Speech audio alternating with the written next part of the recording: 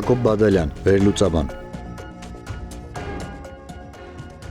15 րոպե շրջեք դպրոցների մերձակա տարածքներում, որպեսզի ամբողջապես պատկերացնեք, թե ինչ ենթամշակութային շերտեր են իրենց հաստատուն ու տարածված տեղ է գտնում աշակերտական վարքու-բարքում առանց սեռային տարբերակումների։ Այդ շքերթը չկանխելու դեպքում մեզ սպասում է պարզապես աղետ։ Որքան էլ ես տևական ժամանակ ձեռնպահ եմ մնացել խնդիրները բարձրաձայնելիս խուսափել առանձնապես վախճանաբանական ձևակերպումներից։ Իսկ այդ շքերթը կանխելու խնդիրը չի կարող լինել միայն ուսուցիչների ուսերին, որովհետև խնդիրը խորացել է այնքան, որ ուսուցիչները պարզապես անզոր են դրա դեմ։ Կանխելու համար պետք է լայն ճակատ, սկսած պետական քաղաքականությունից ոչ միայն կրթական, այլ նաև մշակութային մինչև ծնողներ։ Բայց ինքնին մի առանձին աղետ է պետական քաղաքականությունը, որի գագաթն այն է, որ հանրակրթական համակարգի մտածողական ուղենիշը իջեցվել է կենցաղային շրիշակի մակարդակին։ Լավ սովորիր, որ լավ ապրես։ Ինչ է սա նշանակում։ Սա նշանակում է դե իհարկե, եթե ունես լավ ապրելու այլ տարբերակ կամ պատկերացում, դե ուրեմն սովորում ես, որ ինչ անես։ Երբ դպրոցը իջեցնում ես կենցաղային նշաձողերի մակարդակի, ապա անխուսափելի է արդեն կենցաղային ենթամշակութային մյուս բոլոր շերտերի օկուպացիոն ներխուժումը դպրոց,